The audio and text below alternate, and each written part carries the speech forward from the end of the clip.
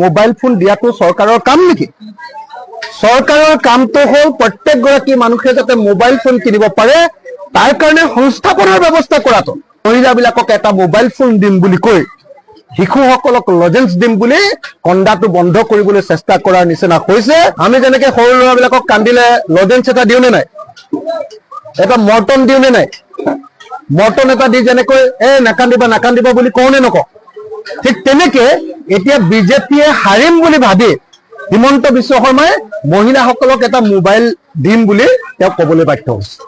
বিকাশৰ নামত কৰা বিনাশে সমগ্ৰ ৰাজ্যজুৰি মানুহবিলাকক বিধ্বস্ত কৰি পেলাইছে। অসমৰ গাঁৱৰ প্ৰত্যেকজন ডেকা ল'ৰাই খেতি কৰাৰ পাছত এতিয়া মিস্ত্ৰীৰ লগত যোগালী কৰি হাজিৰা কৰিবলৈ যায়।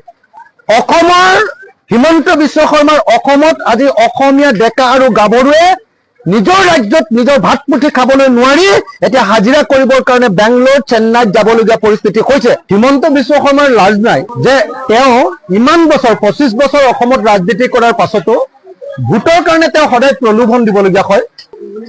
এতিয়া মহিলাবিলাকক মোবাইল ফোন দিম বুলি আমি যেনেকে সৰু ল'ৰাবিলাকক কান্দিলে লজেন্স এটা দিওঁ নে নাই, এটা মৰ্টন দিওঁ নে নাই, মৰ্টন এটা দি যেনেকৈ নাকান্দিবা নাকান্দিবা বুলি কওঁ নে নকওঁ, ঠিক তেনেকে এতিয়া বিজেপিয়ে হাৰিম বুলি ভাবি হিমন্ত বিশ্ব শৰ্মাই মহিলাসকলক এটা মোবাইল দিম বুলি তেওঁ ক'বলৈ বাধ্য হৈছে।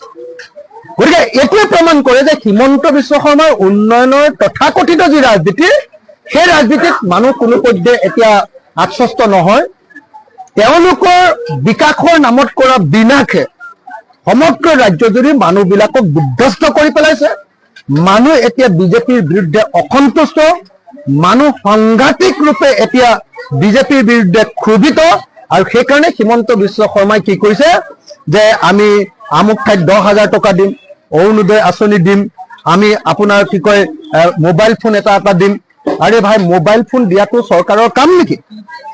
চৰকাৰৰ কামটো হ'ল প্ৰত্যেকগৰাকী মানুহে যাতে মোবাইল ফোন কিনিব পাৰে তাৰ কাৰণে সংস্থাপনৰ ব্যৱস্থা কৰাটো। আমাৰ আই মাতৃসকল সকলো নিবনুৱা, আমাৰ মহিলাসকল সকলো নিবনুৱা। অসমৰ গাঁৱৰ প্ৰত্যেকজন ডেকা ল'ৰাই খেতি কৰাৰ পাছত এতিয়া মিস্ত্ৰীৰ লগত যোগালী কৰি হাজিৰা কৰিবলৈ যায়। অসমৰ প্ৰত্যেকজন ডেকা আৰু যুৱতীয়ে এতিয়া হাজিৰা কৰিবৰ কাৰণে বেংগলোৰ, চেন্নাই আৰু কেৰালালৈ যায়। অসমৰ হিমন্ত বিশ্ব শৰ্মাৰ অসমত আজি অসমীয়া ডেকা আৰু গাভৰুৱে নিজৰ ৰাজ্যত নিজৰ ভাত মুঠি খাবলৈ নোৱাৰি এতিয়া হাজিৰা কৰিবৰ কাৰণে বেংগলোৰ, চেন্নাইত যাবলগীয়া পৰিস্থিতি হৈছে। তাৰ পাছত হিমন্ত বিশ্ব শৰ্মাই আমাৰ মানুহক সংস্থাপনৰ ব্যৱস্থা নকৰি মহিলাবিলাকক এটা মোবাইল ফোন দিম বুলি কৈ শিশুসকলক লজেন্স দিম বুলি কন্দাটো বন্ধ কৰিবলৈ চেষ্টা কৰাৰ নিচিনা হৈছে। গতিকে মুখ্যমন্ত্ৰী এনেকুৱা ধৰণৰ পাতল চেলেপু 2 নম্বৰী কথাত মই গৰিহণা দিছো। আৰু হিমন্ত বিশ্ব শৰ্মাক এনেকুৱা 2 নম্বৰী ৰাজনীতিৰে ভোট কিনিবৰ কাৰণে চেষ্টা নকৰিবৰ কাৰণে মই সকীয়াই দিছো। আৰু এটা কথা মই আপোনালোকক কওঁ, হিমন্ত বিশ্ব শৰ্মা, মই মহিলাসকলক এটা কথা ক'ব খোজো। হিমন্ত বিশ্ব শৰ্মাই লোকসভা ইলেকশ্যনৰ আগত কৈছিলে যে যাৰ ৰেচন কাৰ্ড আছে সকলো মহিলাকে অৰুণোদয় দিয়া হ'ব। মোৰ বিধানসভা সমষ্টি শিৱসাগৰত 42,000 মহিলাই ৰেচন কাৰ্ড থকা মহিলাই আবেদন কৰিলে যে আমাক অৰুণোদয় দিব লাগে।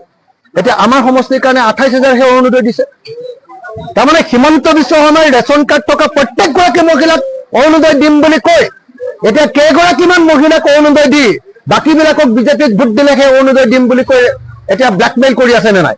গতিকে ব্লেকমেইলৰ ৰাজনীতি বন্ধ কৰি অসমৰ প্ৰত্যেকগৰাকী মহিলাক অৰুণোদয় দিবৰ কাৰণে, আৰু প্ৰত্যেকটো অৰুণোদয় এমহাৰ যিটো দিয়ে সেইটো 1250 টকা নহয়, সেইটো 3,000 টকা কৰিবৰ কাৰণে মই ৰাজ্য চৰকাৰ মুখ্যমন্ত্ৰীৰ ওচৰত দাবী উত্থাপন কৰিছো।